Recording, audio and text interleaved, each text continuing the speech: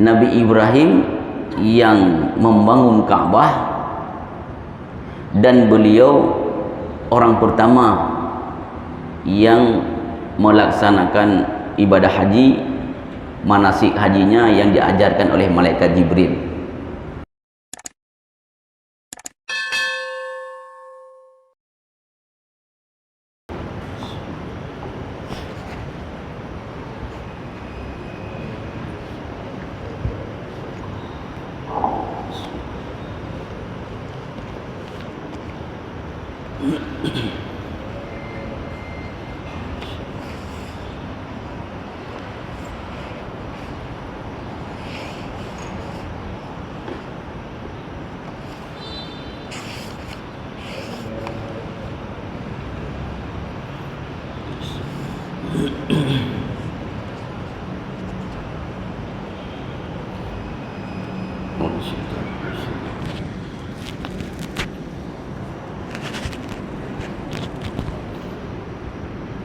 Assalamualaikum warahmatullahi wabarakatuh. Alhamdulillah, wassalatu wassalamu ala rasulillah wa ala alihi wa sahbihi wa mawala. Wala hawla wala quwwata illa billah. Asyhadu an la ilaha illallah wahdahu la syarika lah, wa asyhadu anna Muhammadan abduhu wa rasuluhu la nabiyya ba'dah. Allahumma salli ala Muhammadin wa ala alihi wa sahbihi wa baraka wa sallam. Allahumma la ilma lana illa ma 'allamtana innaka antal alimul hakim. Rabbi shrah li sadri wa yassir li amri wahlul 'uqdatam min lisani yafqahu qawli. Allahumma 'allimna ma yanfa'una wa anfa'na bima 'allamtana wa zidna ilman. Allahumma ighfir lana dhunubana wa li ikhwanina alladhina sabaquna bil iman wa la taj'al fi qulubina ghillan lil ladzina amanu rabbana innaka antar raufur rahim. Ma'asyiral muslimin, sidang jamaah subuh yang dirahmati Allah. Alhamdulillah, segala puji bagi Allah Subhanahu wa taala yang telah melimpahkan rahmat dan karunia kepada kita semua, sehingga di hari yang mulia ini, Sayyidul Ayyam, kita masih diberikan kesempatan dan kesehatan sehingga bisa hadir di rumah Allah Subhanahu wa taala di hari yang baru ini, di umur kita yang baru, untuk memulai hari baru kita dengan bertakarub kepada Allah Subhanahu wa taala dan beribadah kepada Allah Subhanahu wa taala. Semoga ibadah kita yang membandung diterima oleh Allah Subhanahu wa taala. Amin ya rabbal alamin. Ma'asyiral muslimin rahimakumullah, kita masih tentang kisah Nabi Ibrahim alaihissalam di ayat yang ke-127, di mana Nabi Ibrahim alaihissalam bermunajat kepada Allah Subhanahu wa taala, memohon berbagai macam doa, yang semua doa itu diterima oleh Allah Subhanahu wa taala. Di pertemuan yang lalu di ayat 129,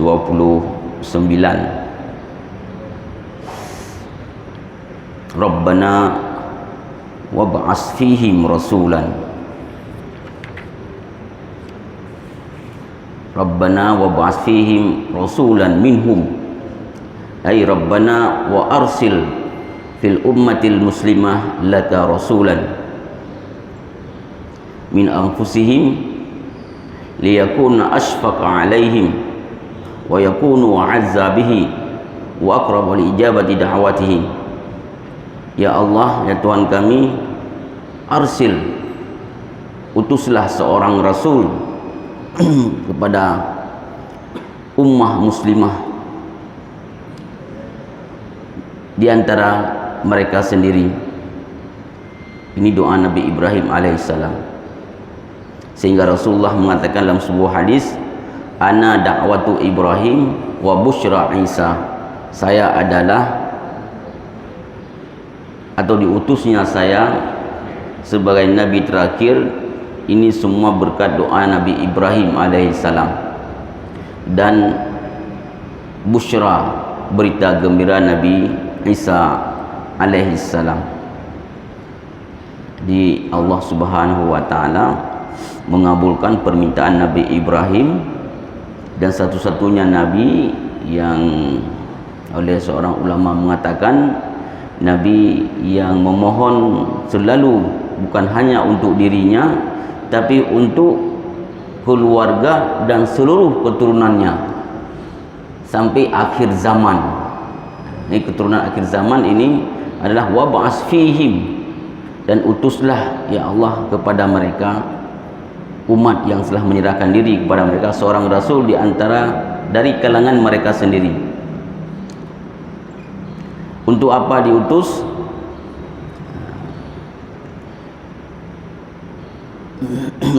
Waqad ajaballahu da'watahu, sungguh Allah telah menerima, mengabulkan doa Nabi Ibrahim alaihissalam, wa arsala khataman nabiyyin Muhammad sallallahu alaihi wasallam, dan telah mengutus nabi yang terakhir yaitu Nabi Muhammad sallallahu alaihi wasallam.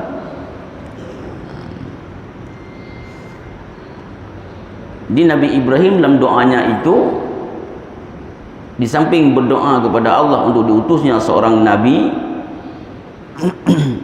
dan menyebutkan kegunaan dan fungsi diutusnya, Nabi Ibrahim langsung menyebutkan dalam doanya, yatlu alaihim ayatika. Untuk apa? Yaqra'u alaihim, untuk membacakan kepada mereka apa yang diwahyukan dari ayat-ayat Allah Subhanahu wa taala yang diturunkan. Jadi yatlu alaihim ayatika, untuk membacakan kepada kaumnya, kepada umatnya ayat-ayat Allah Subhanahu wa taala. Maka tugas Nabi Ibrahim alaihissalam adalah tugas Rasulullah SAW adalah yang pertama sekali untuk membacakan ayat Al-Quran. Ini di pertemuan-pertemuan yang lalu kita juga telah membicarakan bahwa kemanapun Rasulullah SAW pergi, baik bertemu dengan seseorang ataupun dengan sekelompok, atau ke pasar, atau datang ke rumah-rumah, ini untuk membacakan ayat Al-Quran, untuk membacakan, membumikan ayat Al-Quran, memperdengarkan kepada manusia ayat-ayat Allah Subhanahu wa taala yang pada waktu itu sedang tabu-tabunya mereka selalu membaca mantra-mantra dan syair-syair Maka tidak aneh ada seorang yang masuk Islam. Kita kemarin sudah mengisahkan juga, seseorang datang dari Yaman untuk berhaji dan ketemu yang pertama sekali berjumpa dengan Rasul. Dia mendengar dari Rasulullah sallallahu alaihi wasallam, padahal dia dukun. Ini sudah pernah saya dukun, ya, dukun. Dia datang untuk mengobati Rasulullah sallallahu alaihi wasallam karena dia dengar dari masyarakat kafir Quraisy Muhammad adalah sakit jiwa, orang yang sakit, orang yang kena sihir. Maka dia dengan niat yang ikhlas, dengan niat yang baik, datang kepada Muhammad untuk mengobati sakitnya Rasulullah dikira. Ternyata sampai ke situ Rasulullah membacakan apa yang dibaca, innal hamdalillah nahmaduhu wa nasta'inuhu wa nastaghfiruhu wa natubu ilaih wa na'udzu billahi min syururi anfusina wa min sayyiati a'malina may yahdihillahu fala mudhillalah wa may yudlil fala hadiyalah. Asyhadu an la ilaha illallah wahdahu la syarikalah wa asyhadu anna Muhammadan abduhu wa rasuluh. Dan ini tidak pernah didengar masyarakat Arab oleh orang Quraisy, tabu sekali, sehingga dia mengatakan, ya Muhammad a'id, tolong diulangi lagi. Diulang lagi Rasulullah. Tiga tu, wahai Muhammad, ulang lagi. Diulang lagi Rasulullah, sehingga dia nikmat mendengarnya. Ya Muhammad, saya ini tukang dukun, saya tukang sihir, sudah berkelana kemana-mana, tapi saya belum pernah mendengar mantra ini, wahai Muhammad. Dikira mantra, Dikira mantra dukun.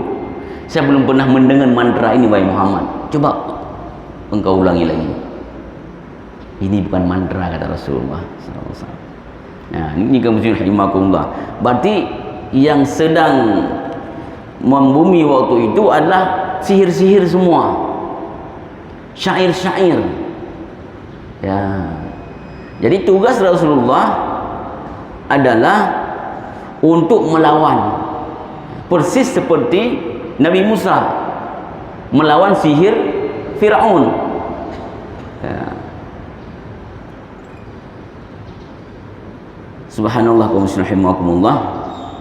Sehingga Rasulullah tugas pertama, kemana beliau pergi, siapapun bertemu, baik seorang maupun sekelompok, akan datang ke rumah, ke pasar-pasar, itu untuk yatlu alaihim ayatik, untuk membacakan kepada mereka ayat-ayat Allah Subhanahu wa ta'ala.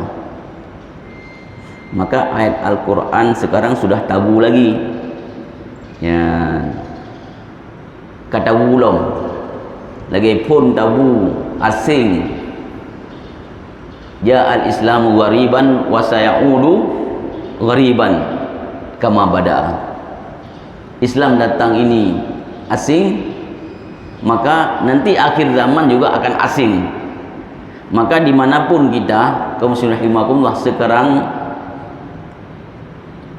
maka yang kita dengar adalah, walaupun bukan sihir, walaupun bukan mantra, tapi yang sering kita dengar di mana-mana adalah nyanyian.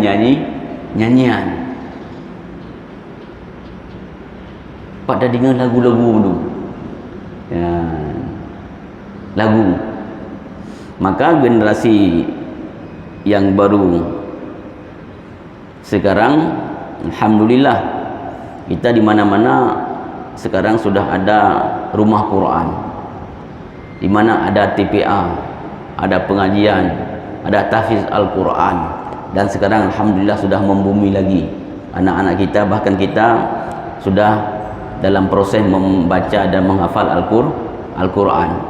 Ini subhanallah, sebuah hal yang luar biasa.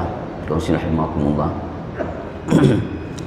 Jadi harus kita bumikan kembali Al-Quran ini, bukan hanya seremoni, ya, bukan hanya seremoni ayat-ayat dibaca untuk acara-acara, ya, tapi akan menjadi suatu yang menyatu dengan kita membaca Al-Quran, membumikan Al-Quran, karena dengan Al-Quran inilah kaum muslimin rahimakumullah, umat ini tercerahkan. Yang pertama. Yang kedua, wa yu'allimuhumul kitaba wal hikmah. Ini masih doa Ibrahim, Nabi Ibrahim AS. Wa yu'allimuhumul Quran, dan untuk mengajarkan kepada mereka Al-Quran. Setelah membacanya, memperdengarkan Al-Quran, sehingga didengar Al-Quran ini dengan ta'ajub, dengan menggetarkan hati, ya. Setelah itu tugas Rasulullah adalah untuk mengajarkan kepada mereka Al-Quran, ayat demi ayat, surat demi surat, wa asrarus syariah, dan juga mengajarkan kepada mereka adalah hukum-hukum syariat Allah Subhanahu wa ta'ala. Maksud dan tujuan dari syariat, dari hukum yang diturunkan oleh Allah Subhanahu wa ta'ala di antara kaum muslimin. Dan Rasulullah SAW langsung menjadi qudwah, baik dalam perbuatan maupun dalam perkataan beliau. Ini tugas Rasulullah. Maka kaum muslimin rahimakumullah, umur para sahabat itu sangat muda-muda. Ini juga pernah kita kisahkan. Umur para sahabat itu sangat muda-muda, tapi kualitas amal mereka sangat berbobot. Umurnya boleh 18 tahun, 25 tahun, 30 tahun, tapi amal, kualitas amal dan kuantitas amalnya itu melebihi umur orang 100 tahun. Melebihi umur orang 100 tahun. Ya, luar biasa. Coba kita bayangkan kaum muslimin rahimakumullah, seorang sahabat yang masih belia sekali, umurnya 13 tahun. Lebladun Arkam bin Abi Al-Arkam, umur lebladun. Tapi dia sudah mampu melebihi Rasulullah, meyakinkan Rasul, ya Rasulullah, sebaiknya engkau jadikan rumah saya ini sebagai tempat markas pusat untuk pembinaan. Coba lihat, umur 11 tahun, beliau sudah mampu meyakinkan Rasulullah, ya Rasulullah, jadikan rumah saya ini sebagai tempat engkau membina. Ya, 11 tahun. Subhanallah, kaum muslimin rahimakumullah. Maka kemarin saya pernah mengisi anak-anak di satu tempat, rumah tahfiz Al-Quran. Ternyata itu rumah seorang penduduk. Rumah seorang penduduk. Yang pertama dia minta sewa. Dia pun sewa rumahnya kerana kosong. Setelah itu, setelah berjalan 1 tahun, kata yang punya rumah, nggak usah disewa, pakai saja rumah ini. Sampai sekarang sudah berapa tahun dia memakai rumah, dan selama rumah itu dipakai, selama itulah terus mengalir pahala. Maka waktu saya isi itu kemarin, ada tuan rumahnya datang. Tuan rumahnya datang ke tempat itu, sehingga rumahnya dilihat penuh dengan anak-anak, lebih 50 orang. Anak-anak yang masih kecil yang hafal Al-Quran. Subhanallah. Saya teringat kisah ini. Ketika saya mengisi pas yang direktur yayasan mengatakan, ini kami Ustaz, rumah seorang ibu di sini yang beliau hadir, kami disuruh tempati. Subhanallah, langsung saya teringat dengan kisah Al-Arkam bin Abi Al-Arkam. Inilah kaum muslimin rahimakumullah, Rasulullah tidak pernah, bagaimana saya harus, kata Rasulullah, kiban cara lunya untuk lumbi apresiasi, lumbi penghormatan kepada Arkam bin Abi Al-Arkam, enggak bisa. Selama 13 tahun rumah itu terus dipakai. Tapi yang jadi masalahnya, yang menjadi heran kita, umurnya masih 13 tahun. Masih 13 tahun. Yang kedua Zaid bin Sabit, umurnya 15 tahun. Tapi sudah menjadi sekretaris pribadi Rasulullah, dan menjadi penterjemah Rasulullah, dan menjadi penulis surat-surat Rasulullah sallallahu alaihi wasallam. Umurnya 15 tahun. Beliau menguasai 3 bahasa. Setiap surat datang, beliau yang membaca, beliau yang menulis dari Rasulullah, dan langsung menterjemah dan langsung menstempel Rasulullah. Umurnya 15 tahun. Usamah bin Zaid, umurnya 18 tahun. Rasulullah mau wafat, umurnya 18 tahun. Dan diangkat oleh Rasulullah sebagai panglima perang. Dan di bawahnya adalah ada sahabat-sahabat senior. Sahabat-sahabat senior Rasulullah sallallahu alaihi wasallam. Subhanallah, kaum muslimin rahimakumullah. Ini berkat ta'lim, pengajaran Rasulullah sallallahu alaihi wasallam yang dibina oleh Rasulullah sallallahu alaihi wasallam. Maka kaum muslimin rahimakumullah, setelah ayat Al-Quran turun demi ayat demi ayat turun, Rasulullah membina sahabat, Maka di antara sahabat itu ada yang tidak mau sabar. Tidak mau sabar. Bergolak jiwanya, masih muda-muda. Ya Rasulullah, betul dakwah dayonya. Betul, ragu, kan ragu. Mamanya betul pakai tam som-som. Ada sahabat yang lain datang, ya Rasulullah, kita harus berperang. Kita harus melawan kafir Quraisy yang sudah menzalimi kita, yang sudah membuli kita. Kemana-mana kita pergi dia dibuli kita. Kata orang sahabat, kita harus melawan, harus bergerak ya Rasulullah. Apa jawab Rasulullah? Wahai sahabatku, saya tidak diutus untuk berperang. Ini jawab Rasulullah. Saya tidak diutus untuk berperang. Lun kan untuk yang perang itu lun, yang bahasa Dayo. Jadi di antara sahabat ada yang tidak mampu bersabar dengan kondisi, tapi Rasulullah menekan, membina sampai 13 tahun tuntas hijrah ke Madinah. Baru sampai ke Madinah tanpa diminta oleh Rasulullah dan para sahabat turun ayat untuk jihad. Ya, kaum rahimakumullah. Ini buah dari kesabaran. Yang ketiga, tugas Rasulullah sallallahu alaihi wasallam yang didoakan oleh Nabi Ibrahim, di samping membacakan ayat Al-Qur'an, membina dan mengajarkan Al-Qur'an dan syariat dan hukum-hukum,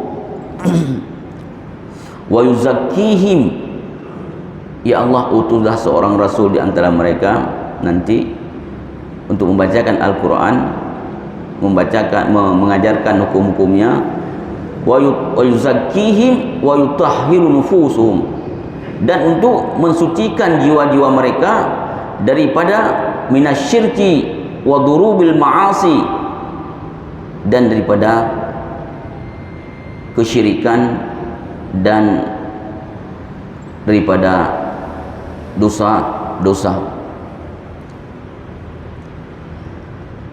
dan juga daripada membebaskan mereka daripada akhlak-akhlak yang razilah, yang kotor. Subhanallah, kaum rahimakumullah. Ternyata di antara tugas Rasulullah adalah mensucikan jiwa sahabat daripada kekotoran atau daripada noda-noda penyakit-penyakit hati, terutama syirik kepada Allah Subhanahu wa taala, syirkul billah, syirik, dan juga maksiat-maksiat yang dikerjakan dan akhlak-akhlak yang rusak. Makanya kaum rahimakumullah,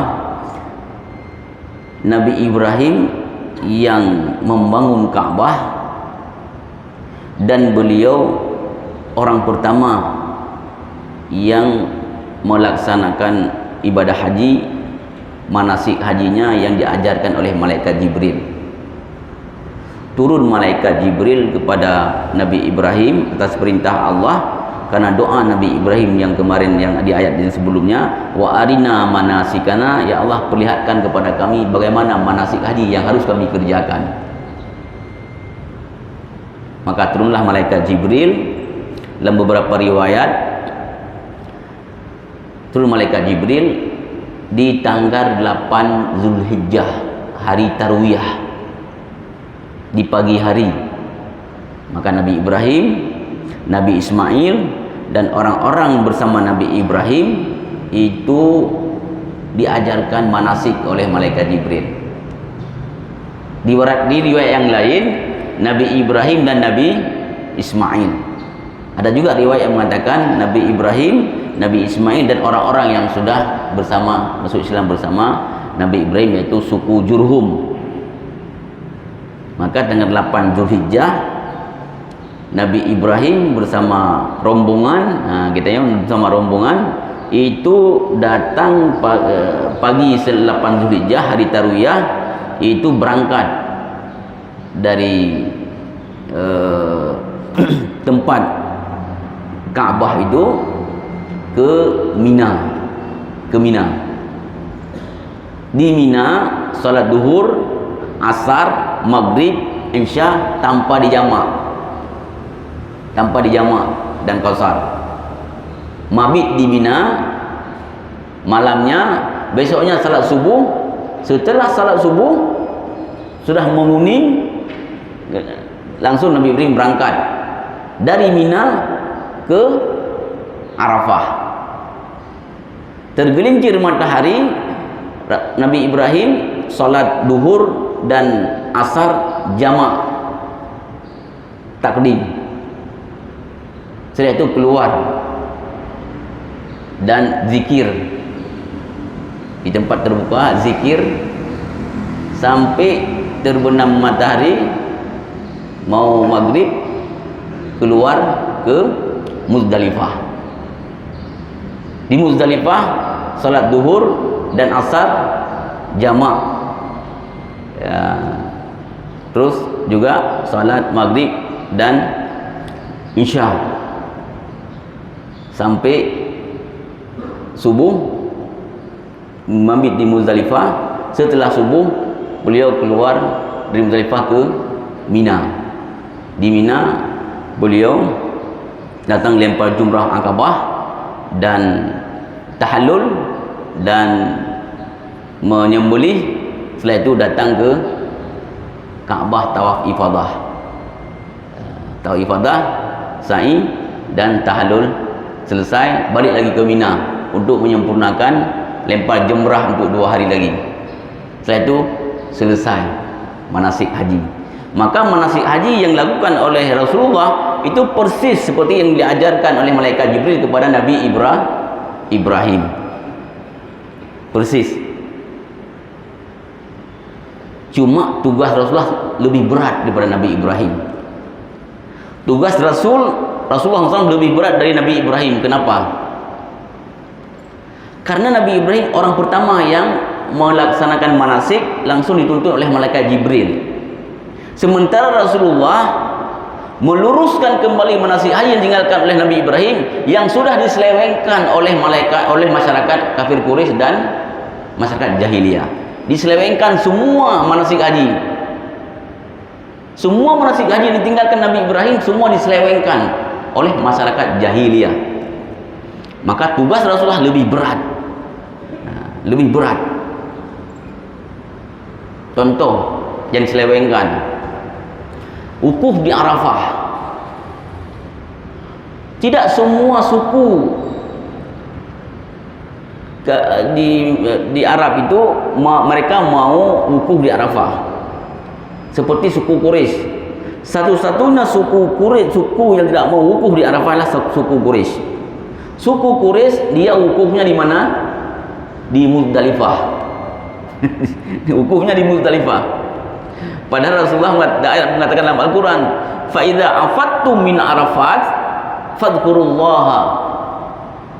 Jika engkau bertolak dari Arafah untuk melaksanakan manasik selanjutnya, berarti Arafah. Maka Rasulullah mengatakan wukufnya di Arafah semua. Karena Arafah ini dia di luar kota haram. Di luar kota haram. Dan tugas Nabi Ibrahim juga, kaum rahimakumullah, itu oleh malaikat dibawa semua ke perbatasan. Enggak ada hadisnya. Dibawa semua ke perbatasan dan semua diupeh patok oleh malaikat. Diupeh patok batas-batas masjid tanah haram. Yang sekarang batas itu berjumlah, dalam buku disebutkan 30 patok batas tanah haram. Luas tanah haram. Luas. Maka Rasulullah ketika Fathu Mekah, pembebasan kota Mekah tahun 8 Hijriah, Rasulullah memanggil seseorang, menugaskan orang ini untuk memperbaiki batas-batas semuanya, kata Rasulullah, sehingga batas-batas semua sekarang itu ditugaskan kepada seorang oleh Rasulullah untuk melihat kembali batas-batas tanah haram. Maka suku Quraisy, dia kenapa tidak mau wukuf di Arafah? Karena mereka beralasan, kami satu-satunya suku yang paling dicintai oleh Allah dan kami tidak mau keluar dari tanah haram. Dia nggak mau keluar dari tanah haram. Maka wukuf mereka itu di Muzdalifah. Ini penyelewengan. Penyelewengan yang selanjutnya yang diluruskan oleh Rasulullah adalah fa idza qadaitum manasikakum, setelah kalian melakukan manasik haji, fadhkurullaha kadzikrikum aba'akum au asyadda dzikra. Jika kalian telah melaksanakan manasik haji, maka sebutlah nama Allah seperti kalian menyebutkan nama bapak-bapak kalian dan suku-suku kalian. Bahkan lebih kencang dan lebih hebat menyebut nama Allah. Kenapa kaum muslimin rahimakumullah? Karena kebiasaan orang Quraisy, masyarakat jahiliyah, setelah mereka melakukan manasik itu duduk nongkrong di depan Ka'bah dan mereka tidak menyebut Allah kecuali membangga-banggakan bapak mereka. Nyo bapak lun urung syik lun 50 boh gesi kurban di sini. Nyo urung syik lun suku kamu yang telah menumpas semua ini. Hanya membanggakan, masing-masing membanggakan suku mereka, keturunan mereka. Maka ini dirubah oleh Rasulullah sallallahu alaihi wasallam. Enggak boleh lagi. Kalian harus menyebut nama Allah Subhanahu wa taala. Tidak boleh menyebut. Yang ketiga yang diluruskan oleh Rasulullah rahimahullah di ayat Rabbana atina fid dunya hasanah wa ma lahu fil akhirati min khalaq. Orang-orang kafir Quraisy, masyarakat jahiliyah, setelah mereka melaksanakan manasik haji itu mereka berdoa. Tapi doa mereka itu tidak ada hubungannya dengan akhirat sama sekali. Semua yang didoakanlah dunia semata-mata. Ya Allah, Nabi ke binatang ternak kamu nyo berged-ged bulu, Nabi bisnis kamu, Nabi dagang kamu, Nabi mandum dunia yang dia minta, enggak ada hubungan dengan akhirat. Maka Rabbana atina fid dunya hasanah wa ma lahu fil akhirati min khalaq. Mereka tidak ada hubungannya dengan akhirat. Maka ayat berikutnya wa minhum may yaquluna rabbana atina fid dunya hasanah wa fil akhirati hasanah wa qina adzabannar. Maka Rasulullah mengajarkan kepada sahabatnya doa kebaikan di dunia dan kebaikan di akhirat. Banyak sekali penyelewengan kaum muslimin rahimahullah yang diluruskan oleh Rasulullah sallallahu alaihi wasallam. Maka seperti kita sudah kisahkan bahwa Rasulullah beliau tidak haji di tahun 9 Hijriah. Kenapa? Masih mencampur lawa antara manasik yang benar dari Rasulullah dan juga manasik-manasik haji dari masyarakat jahiliyah. Rasulullah mengutus Abu Bakar As-Siddiq sebagai Amirul Hajj.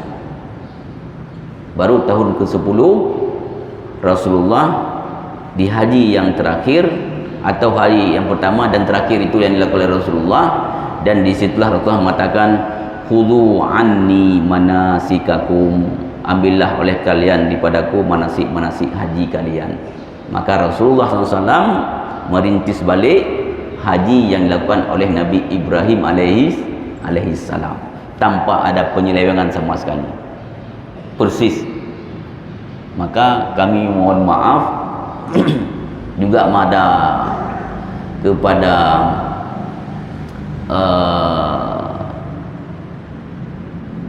jamaah haji Indonesia, ada satu yang kita tidak bisa lakukan seperti sunnah Rasulullah.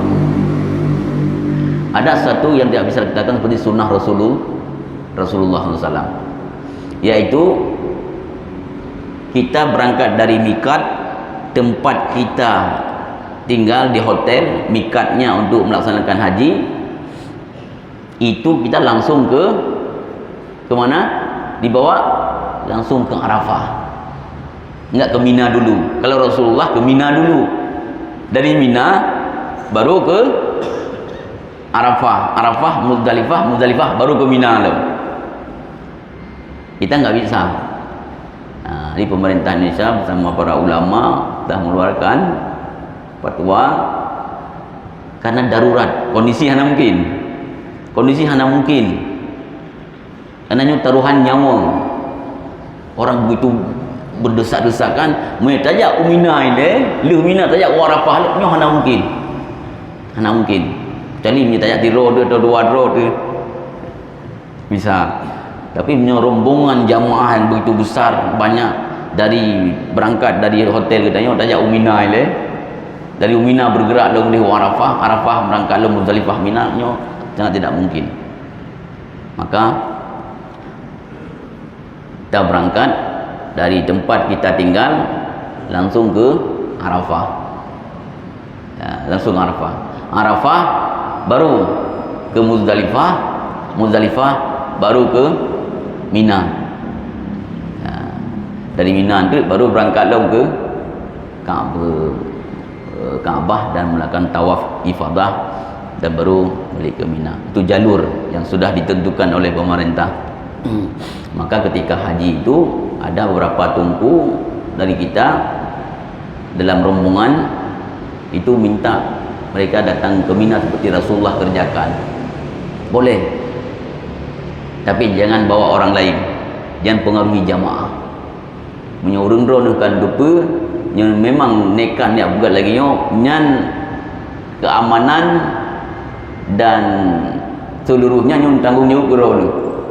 Jadi nyon lepas di luar tanggungjawab kloter sehingga runya 65 bubut seperti Rasulullah sejak dari mikat tempatnya mikat di hotel langsung ke Mina tapi secara jamaah kolektif kita enggak mungkin untuk melakukan demikian karena darurat, keadaan sangat-sangat darurat dan itu adalah taruhannya nyawa sehingga mengambil jalan yang lebih aman. Inilah kaum muslimin rahimakumullah. Jadi Nabi Ibrahim orang yang meletakkan bangunan Kaabah plus manasik haji yang diajarkan oleh malaikat Jibril dan ini diwariskan. Maka Nabi Ibrahim berdoa kepada Allah, wa ba'as fihim, utuskan kepada mereka seorang nabi nanti yang akan menjaga manasik ini, yang akan menjaga tempat ini. Maka kiblatnya Baitul Maqdis dengan doa Nabi Ibrahim, maka berubah kiblat dari Baitul Maqdis ke Masjidil Haram untuk menjaga keaslian tempatnya atau manasiknya. Subhanallah, kaum muslimin rahimakumullah. Ada keterikatan sangat erat antara Nabi Ibrahim dengan Rasulullah sallallahu alaihi wasallam.